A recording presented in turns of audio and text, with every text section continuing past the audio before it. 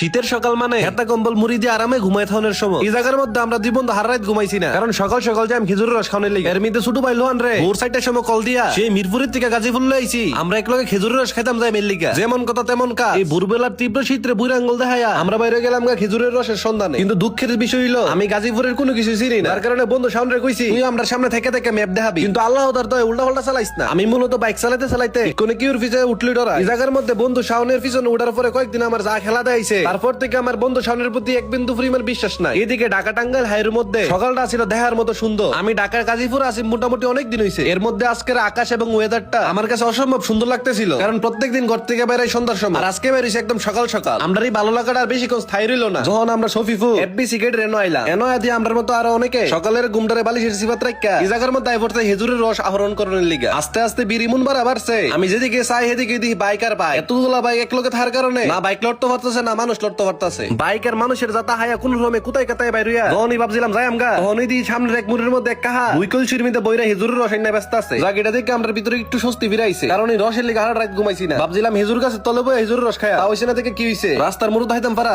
কোনো চিন্তার বিষয় হইলো। হেন্দা এই রসের লিগা মারামারি লেগে গেছে গা। হেন্দা গায়ে তো নিরিবিলি রস ব্যস্ত আছে। এটা কি সত্যিকারের খেজুরের রস নাকি লোকে বেজাল কসমিয়ায় রাখছে? আচ্ছা বন্ধু তুই হায়া দেখতে এটা বেজাল কিনা, খাওয়ার পরে যদি তোর কোনো তাইলে আমি খাইতাম না। তুই বেটা তাড়াতাড়ি খায়া আমার জানা এটা কি আসল রস নাকি নকল রস। এটা হায়া কহে বলে কোনো বুঝে না। আচ্ছা বুঝছি আমারও টেস্ট করে দেখতে হইব। ও মামা আমরা দাঁড়ানোর লগে লগে দেখি আশেপাশের মানুষ মৌমাছির মতো আয় পড়তে রস খাওয়ানোর লিগা। পরিস্থিতি দেখে কাহার কাছাকাছি আমি গেছি, ও কাহা আমার এক গ্লাস দেন না। আমার এই নরম সুর কাহা পাতা দিতেছে না দিকা পিছনে থেকে বন্ধু শাওনে কো এই কাহা এক গ্লাস রস দেন না। কেডা হনে কার কথা প্রথম পাতা দিছিল কারণ বেটার ব্যবসা ছিল ঠান্ডা, এখন আশেপাশে লুকায় পড়ছে বেটার ব্যবসা হয়েছে গরম। আচ্ছা যাক এই গ্লাসটা মনে আমার দিতে পারে। এই আমার দিক বাড়াইছে এই যে দেন কাকা এটা কি হলো কাহা কি এটা মজা নিল নাকি মজা দিল নাকি বেটা মনে করছে আমি সুরসুরটা আও কাহা এক গ্লাস দেন না বিল তো দিয়াম আমি। আমার ভাই তো এরকম হিজুরের রস আছে মিয়া, আজকে তোমার রস খাই যদি আমি খুশি হই কালকে তোমার লাগি এক কলসি লইয়া উপহার হিসাবে। এন্দা দিয়ে কাহারে আশেপাশের সবাই জ্বালাইতাছে, কিন্তু আমি হালচারের পাত্র না। এবারের কাছে যেহেতু বয়ে গেছি গা, যতক্ষণ না রস পাই ততক্ষণ আমি উঠতে রাজি না। পরে অনেক কষ্ট মষ্ট কইরা এক গ্লাস শরবত আমি অর্জন করতাম পারছি। আমরা সবসময় শুনছি ধৈর্যের ফল মিষ্টিও, কিন্তু হেজুরের রস এত মিষ্টিও আমি এর আগে কোনো সময় শুনছিও না দেখছিও না খাইছিও। ধৈর্যের ফল মিষ্টি এটা ঠিক আছে, কিন্তু ধৈর্যের রস যে এত মিষ্টি হতে পারে এটা আমি কোনো সময় কল্পনাও করছি না। খেজুরের এই মিষ্টি রস খায়া নিজের তিতা মনটার একটু মিষ্টি কইরা ভাবলাম শরীরের একটু চার্জ দেই, যার কারণে আমরা পুনবারের একটা টং ধরে দাঁড়াইলাম। আমরা শরীরের চার্জ ওরফে রং সাউনের লিগা ফার্স্টে যা দিলাম ছোট ভাই লোহান আর বন্ধু সাউন্ড রে, কারণ লেডিস ফার। আজকে কিন্তু শীতের মধ্যেও তাড়াহুড়ার কারণে আমি স্যান্ডেল ফেরে বেরিয়ে গেছিলাম। এদিকে যখন চাটার মুখ দিয়ে একটা চুমুক দিছি মনে হইলো যে সকাল সকাল কারেন্টের শর্ট মারছে মুখের ভিত্তে। তো আজকের ভিডিওটা এই পর্যন্ত। ভিডিওটা কেমন লাগছে অবশ্যই কমেন্টে জানাই। যারা যারা আমার পেজটা কোনো ফলো করছে না তাড়াতাড়ি ফলো করে দেয়, আর ভিডিওটা ভালো লাগলে অবশ্যই শেয়ার করতে ভুলবেন না। দেখা হইতেছে নতুন আরেকটি ভিডিওতে। ততদিন ভালো থাকুন, সুস্থ থাকুন, নিজের দামি জিনিসের খেয়াল রাখুন। আল্লাহ হাফেজ।